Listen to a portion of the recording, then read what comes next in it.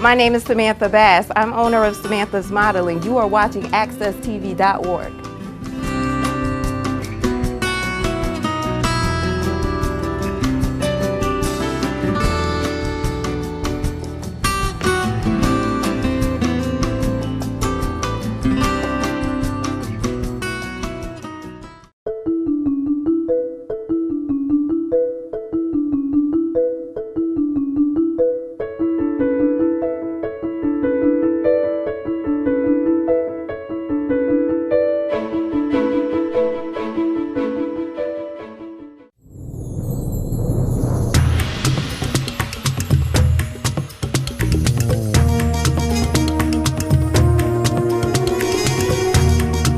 Hi, I'm Nyesha McCauley, and you're watching AccessTV.org.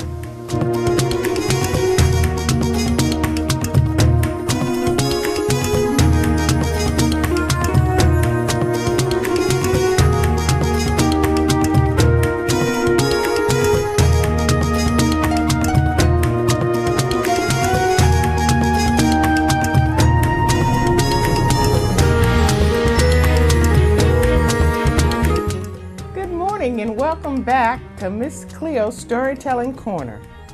My name is Cleo Duke-Wright and I own Cull Books at 677 Blue Hills Avenue in Hartford, Connecticut. And this morning, on my way here, I forgot everything that I was supposed to bring. So we're going to sort of ad-lib this. And so I decided, since I didn't have any of my information, that I was going to tell you some Cleo stories. And you know, there are storytellers who only tell stories of themselves, only tell family stories. And some of them are very famous. I remember, can't remember her name, but I remember her stories as a Cuban storyteller who told stories of her family coming to America and her mother and their customs. And it was a wonderful, and she told us for 2 days and we loved it. So I'm gonna just tell you some Cleo stories, some stories of the Duke family.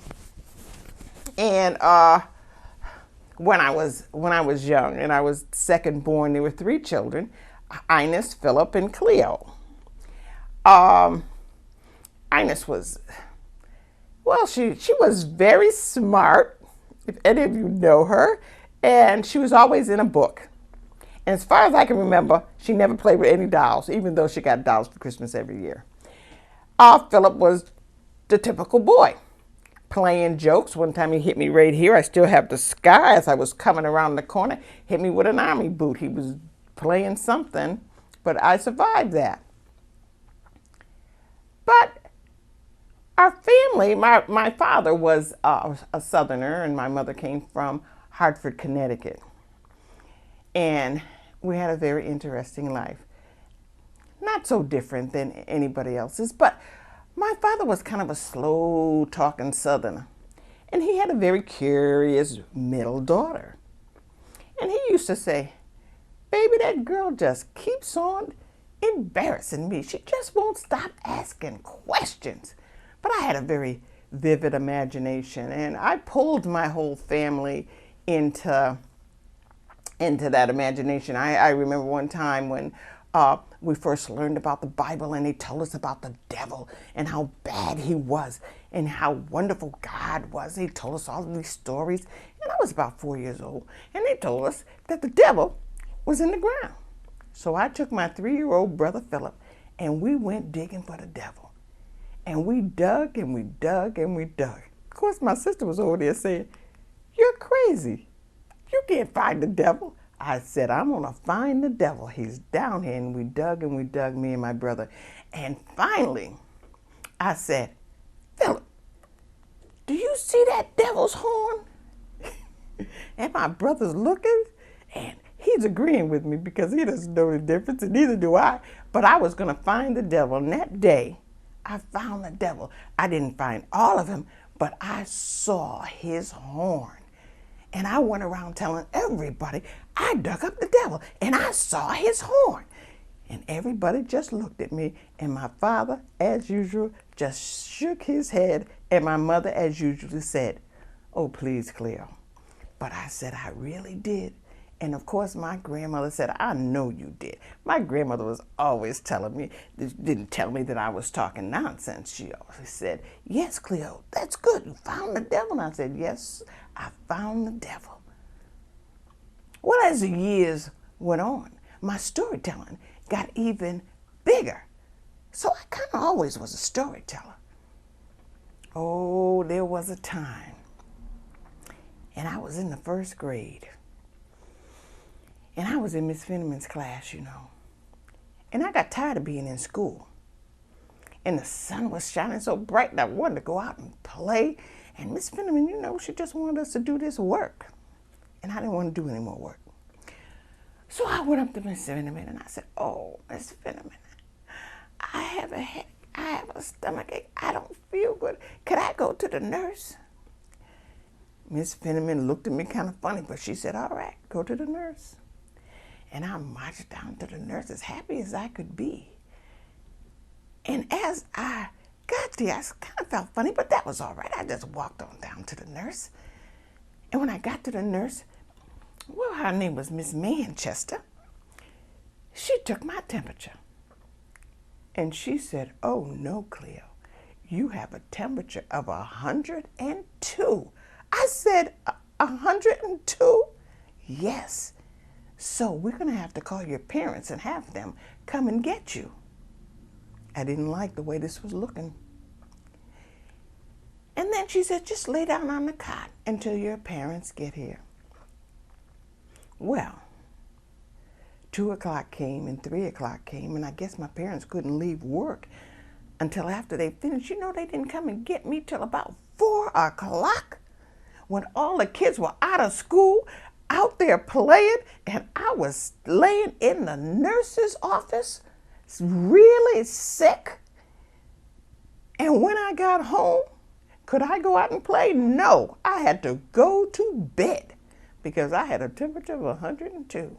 Now I said to myself, how did that happen? I felt fine when I left Miss Fenneman's room. How did I get a temperature of 102? And as I lay there, and I was sick for about a week. And after a day or two, the fever went down, and I promised myself I would never, ever tell that story again. I would never say I was sick when I wasn't really sick. Yes, things like that happened to Cleo. And then there was a time when Daddy decided to teach us how to ride our bikes. Now, I don't know if everybody learns to ride their bikes this way, but Daddy would put you on this bike, take you out to the field. They had wonderful fields in Westbrook Village, and that's where I grew up. Put you on the bike, and then he'd just push you. And then, of course, you'd fall down. And I wondered, how does he think that I'm going to learn how to ride a bike? With him pushing me, he knows I can't ride a bike. So why is he letting me go? But of course, you didn't say nothing to your father. You just let him do what he wanted to do. And he said he was going to teach you how to ride your bike, and that's exactly what you were going to do. So get back on that bike. So we got back on the bike. I got back on the bike. And he went again, pushing me. And I'd roll a little ways and fall down. I was sick of this. And he did this day after day. And one day, I was sitting outside, just playing in the grass all by myself because my mind just kept working all the time. I was never lonely. And I said, hey, Cleo. And I said, what? He said, why don't you go in the house and tell your mother that you could ride this bike? I said, I can't ride no bike. And this feeling I got often, and I used to call it the feeling.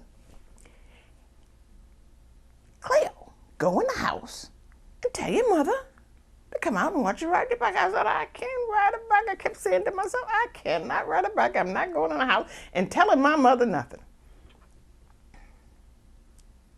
And then the feeling said, Cleo, go into the house, tell your mother to come out and watch you ride your bike. right down that hill. So finally, I went to the house and I said, "Ma, come out and watch me ride my bike." I acted all excited like I really could ride that bike. I couldn't ride that bike. I said, "Come on and watch me ride the bike." My mother said, "Okay, Cleo." So Mom came outside and she stood by the back door. And I went to the top of the hill and got on my bike. Not thinking nothing, I knew I couldn't ride a bike. Got on that bike and rode it down the hill all the way down the end of the driveway, which was very long, came back up the hill, rode down again, came back up. I said, "See, Ma, I could ride my bike." "That's wonderful, Cleo." And she went back in the house. And I said, "How'd I do that?" But ever since then, I rode that bike. And my dad used to take us bike riding, me and a lot of other kids in Westbrook Village. And he'd be the lead and we'd all be riding behind him. Those were wonderful, wonderful, wonderful days. Well, as I got a little older, I could not read. Mrs. Finman didn't give me a book. I couldn't understand that. But when she gave me a book, I couldn't read. And I was very upset about that. And I was a very slow reader. Very slow. And I kept trying and trying because Ines could read. So I said, "I'm going to read it. Ines could read." And I tried and tried, but it just didn't work all that well. Well, when I was in the 4th grade, I was in Miss Hartenberg's room. It was Thanksgiving time. And she said, "If you have a Thanksgiving poem, bring it on in and we'll read it in class." Well, I saw this piece of paper in my mother's pocketbook and it had a turkey on it and it looked like a poem. So I said, "Let me read this thing." And I read it, and at the end of the poem, it said, "You kiss my ass." And I said, "Well, is that so bad?" I said to myself. It's a Thanksgiving poem, and there's a turkey on there, so maybe I could take it and give it to Miss Hartenberg. Do you know, that was not the best idea I ever had. And guess what? I gave that poem to Miss Hartenberg. She about flew out of her seat. She carried on so bad, she grabbed me by the shirt and she dragged me down to the principal's office, Mr. Fish. And she said, "Look, the mother brought this home. She gave this poem to me. Look at this." And the principal read the poem. And he looked at Miss Hartenberg and he looked at me. And I don't remember him saying anything. Maybe he said, "Oh, well." But I didn't have to go to the principal's office and he didn't punish me. Well, Miss Hartenberg was not satisfied with that. So she marched me down to Miss Crotty's room. And she knocked on the door and she said, "Look, this is what the mother brought home."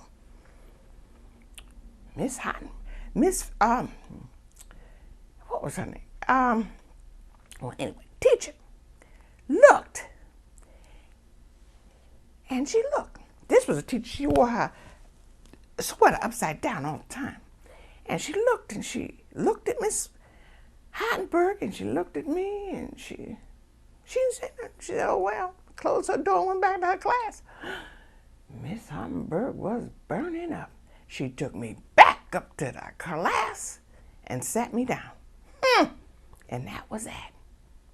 Well, we're going to take a break right now, and we'll be right back to tell you more stories. Maybe Cleo stories, maybe not. See you in a minute.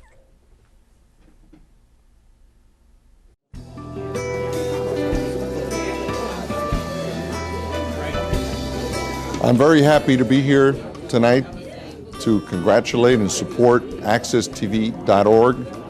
AccessTV.org has reached hundreds and thousands of people. It's done a great job informing the community about important issues in our city, our state, and our nation. I congratulate Stan McCauley and Nyesha for the job they've done. And now with their new format, which will reach many more people and which will be available through many more formats, the future is very bright for accesstv.org. Congratulations, and may you continue your mission of informing our community. Thank you very much.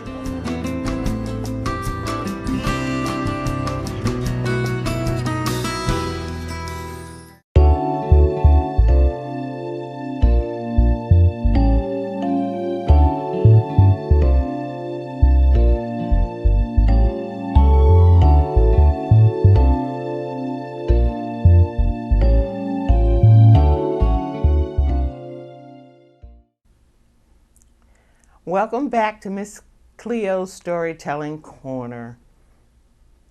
And on our break, I was trying to think of something else, since you know I forgot everything I was supposed to tell you today. I know a lot of you have best friends. And it's real. I lost a friend.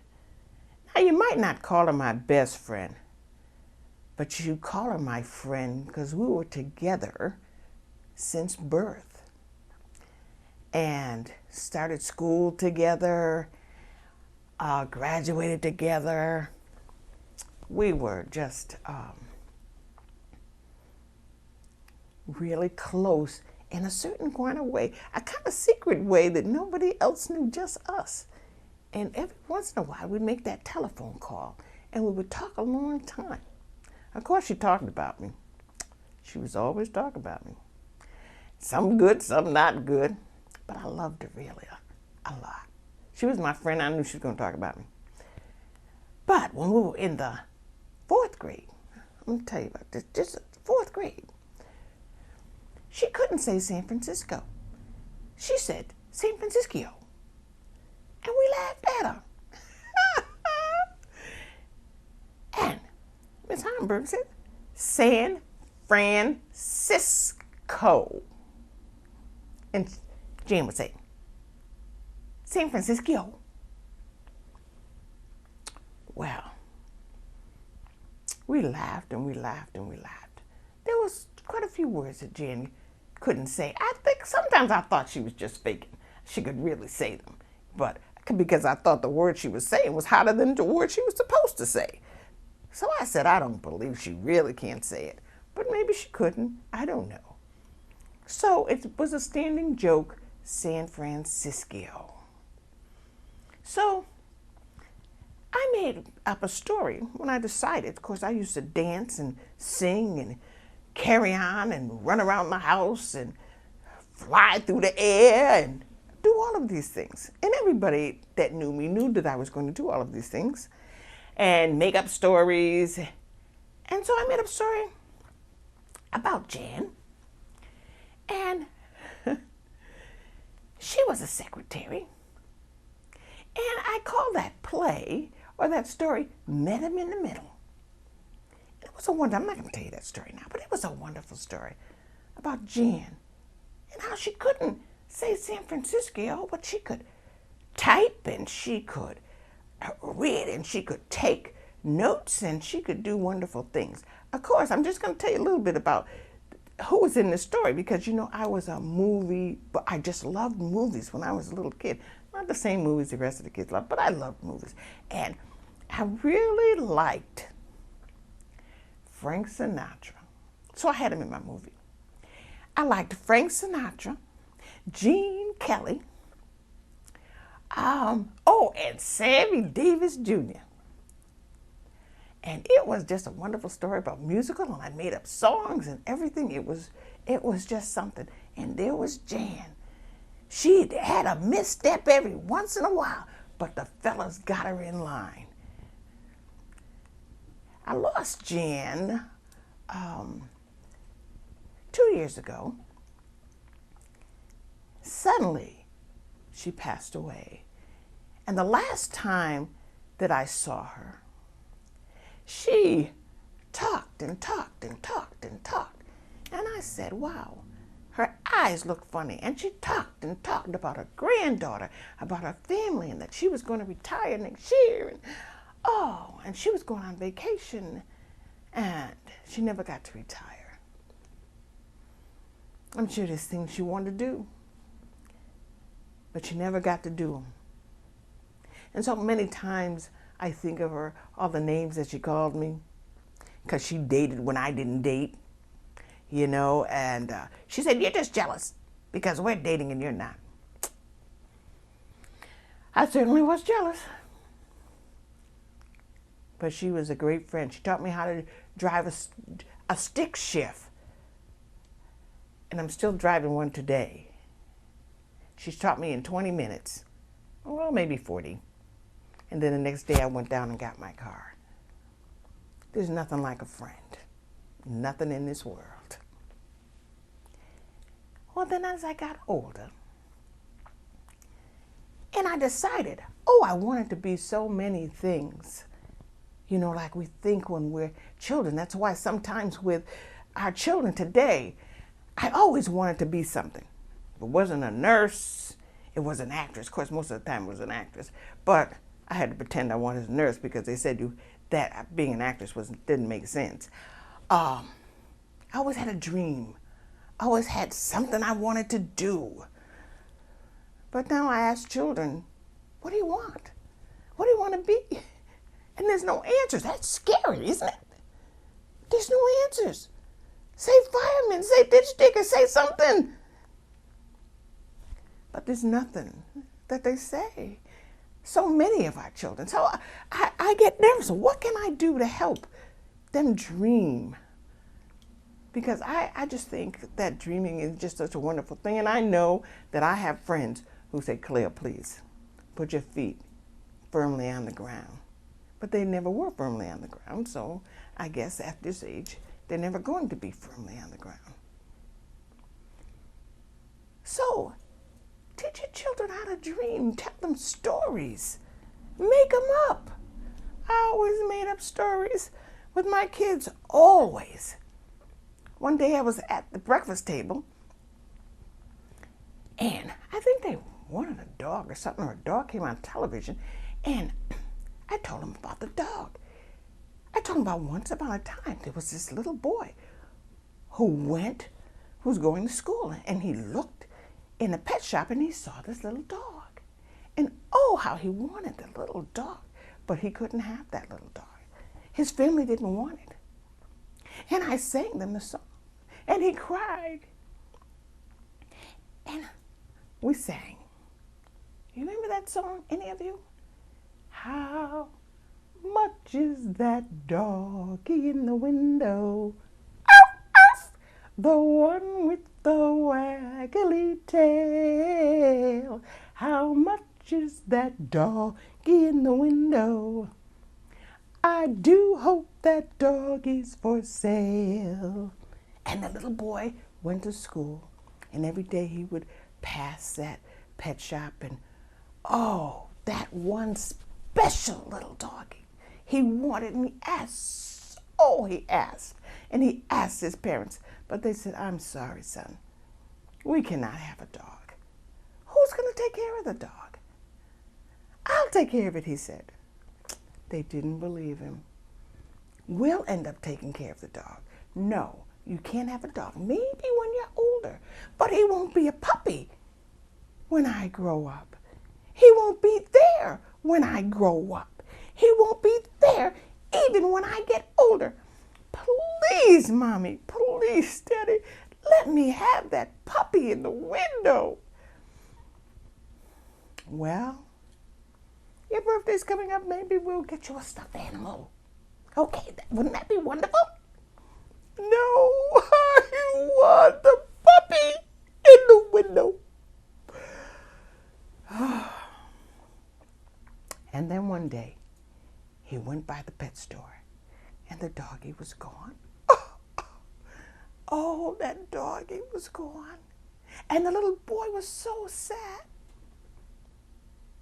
And when he got into his house, what do you think was there? Oh, his parents loved him so much they had to get him that little puppy. They had to make him happy. And even though they kind of knew this was not going to be easy for them, they wanted to make their little boy happy. So they bought him the little puppy. And they all sang together. How much is that doggy in the window? Hoo-hoo. The one with the waggly tail. How much is that doggy in the window? I do hope that doggy's for sale. Arf, arf. And that little boy was so very, very happy. And that is the end of that story. So, now I have two little boys that I have to tell stories to. And this is the last story I'm going to tell you. Of course, I might have told it to you before, but this goes with this. When my little boys were wondering, oh, Mommy, do I have a daddy here? Where's my daddy? Oh, you know, us mothers, we feel guilty when our children want to see their daddy. So I told them a story of how they got here. I said, it's not my fault. It's your fault. It's my fault, Mommy? Yes. You, let me tell you what you did. Well, when you were up in heaven, and I was just a young girl, and I was crossing the street minding my own business, God had promised you that you can pick any mama you wanted to, and who did you pick? Whose fault was that? Yours. You picked me. And God went zap. And I became your mama. And I am so very happy to have you two as my children. I know you're happy to have me as your mama. Is that right? Oh, yes, Mommy, we are. You really happy to have me as your mama? Okay. Then since you're so happy to have me as your mama, and I am so happy to be your mama, let's go out for some ice cream. It is a beautiful, beautiful day. Just right for a little ice cream. Oh, yes. Well, that's the end of my Cleo stories, and next week I will bring all the things that I'm supposed to bring and tell you new stories. As a matter of fact, I have a guest for you next week. I hope I have a guest for you. Let's cross your fingers that everything works out okay. So you remember, read a little, write a little, dream a little. And I'll be back with you next time. You take care. Bye-bye.